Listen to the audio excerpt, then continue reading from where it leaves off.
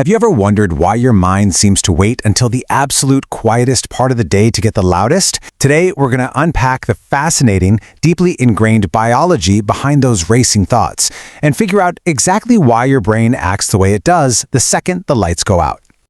We've all been there, right? You're lying in bed, totally exhausted. The room is perfectly silent and it's 2 a.m. You close your eyes, fully expecting to drift off in minutes, but instead, bam! Your mind suddenly springs into action. Out of nowhere, you're replaying some slightly embarrassing thing you said to a cashier 10 years ago, or maybe you're drafting imaginary responses for a meeting that hasn't even happened yet. You start picturing hundreds of different outcomes for problems that honestly might not even exist. Lying there in the dark, it literally feels like your own mind has become your biggest enemy. Section 1. The 2 a.m. Trap. The illusion of the enemy brain. When you're caught in that 2 a.m. trap, it really feels like your mind is just actively punishing you, refusing to let you get the rest you desperately need. But here's the crucial twist. Your brain is actually acting like an overprotective friend. It's using these outdated survival instincts to try and keep you safe. See, your brain wasn't originally designed just to make you feel happy or peaceful. Its primary overriding job, keep you alive. And that fundamental biological drive, well, it doesn't just clock out when you want to get some shut-eye. Section 2. The survival machine, evolution and the prediction machine. To really get this, we have to look back. For hundreds of thousands of years, our human ancestors survived precisely because they were hypervigilant. The ones who noticed that strange sound in the bushes, they survived. The ones who blissfully ignored it, not so much. Because of that, your brain evolved into this incredibly highly tuned prediction machine. It constantly scans your life, compares whatever is happening now to past experiences, and desperately tries to predict what could go wrong before it actually happens. So even though you're in a safe modern bedroom, your brain is still running on that exact same ancient survival software. Think of it kind of like a whisperer at a loud concert. During the day, you're surrounded by noise. You're checking your phone, working, talking to friends, making a million decisions. Your brain is filtering this enormous amount of information, which acts like the loud music at that concert. Now, your anxious thoughts? They're always whispering in the background. But it's only when the loud concert of your day finally ends, when the TV is off and the phone notifications stop, that you can actually hear them. The thoughts didn't just magically appear at night. They were there the whole time. You just couldn't hear them until everything else went quiet. Section 3. Science of unfinished thoughts. Why specific memories haunt you. But why those specific thoughts? You know, the embarrassing ones. Have you ever noticed how you completely forget about an email the second you hit send?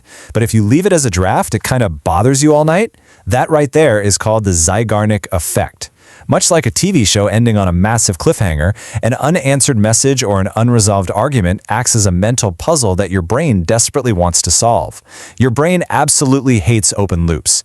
It actually believes that by constantly reminding you of this unfinished business, it's increasing the chances that you'll eventually fix it. And then, add to that, something called the negativity bias. This perfectly explains why you remember one sharp criticism over, say, 10 glowing compliments. Your brain prioritizes threats. Why? Because forgetting a danger used to have literal life or death consequences for our ancestors. Forgetting a compliment didn't hurt anyone, but forgetting that a specific area had predators, yeah, that was fatal.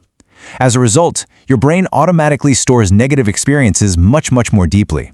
So when things get quiet, it starts reviewing those negative memories, trying to extract some sort of survival lesson.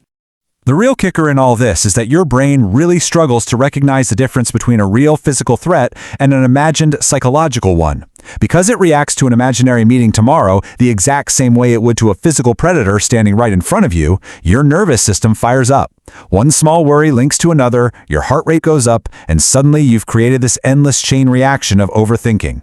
You're lying in bed physically safe, but mentally you're fighting off 10 different invisible lions. Section 4. The stress and sleep loop, when trying to stop makes it worse. So, what happens when you try to fight it?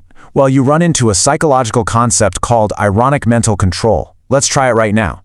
If I tell you, whatever you do, do absolutely not think about a pink elephant, what instantly pops into your head? A pink elephant, right? The harder you tell yourself to stop thinking, the more your brain actually has to check to see if those thoughts are gone. And to check if the thought is gone, it has to imagine the thought again, which accidentally brings it right back into focus. So lying in bed angrily telling yourself, I need to stop thinking, is practically a guarantee that your mind is going to stay wide awake. Now add our modern daily stress into that mix, and you enter a vicious, self-reinforcing loop. Overthinking delays your sleep, and because you didn't sleep well, your brain is exhausted the next day. Here's the problem. A tired brain has a much harder time controlling emotional reactions and filtering out negative thoughts. So you accumulate more stress throughout the day, which means when your head hits the pillow the following night, the overthinking increases even more. It's a really tough cycle. Section 5. How to quiet your mind. Science-backed solutions for peaceful rest. So how can we actually break this loop? How do we work with our biology instead of constantly fighting against it? Well, these solutions are all about changing your relationship with your thoughts. For example, simply writing your worries down on a physical piece of paper before bed is incredibly effective. Literally writing it out signals to your brain that the information is safely stored outside of your head so it can finally let go of that Zeigarnik open loop we talked about earlier. Creating a calm routine, like dimming the lights and cutting back on screen time, also sends a biological cue to your brain that the day is over and it's finally safe to power down that threat detection system. And when you're actually lying in bed and those thoughts inevitably start creeping in, there's a mindfulness technique that is just incredibly powerful. Try to treat your thoughts like you're watching cars pass by on a busy road. Instead of jumping out into the traffic and arguing with every single worry, trying to prove it wrong or solve it on the spot, simply recognize that the car has appeared. Just allow it to pass by without chasing it down the street. You're accepting its presence, but you aren't giving it your energy. Above all, please remember that overthinking is not a sign of weakness. It absolutely doesn't mean your brain is broken. It is a completely 100% normal human experience. The exact same remarkable intelligence that allows humans to invent tools, solve incredibly complex problems, and imagine a better future is the exact same machinery that makes it possible to worry about that future.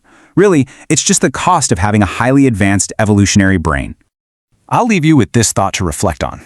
The goal is not to stop thinking completely. Honestly, that's impossible. The next time you find yourself staring at the ceiling, just acknowledge those ancient survival instincts. Thank your brain for trying to protect you, but gently remind it that you are safe right now. Trust that tomorrow's problems can be solved so much better in tomorrow's daylight. Because true peace isn't an empty mind, it's mastering the art of knowing which thoughts to keep and which ones to let pass in the dark. So tonight, when the lights go out, ask yourself, is your brain actually attacking you? Or is it just waiting for you to tell it that it's finally safe to rest?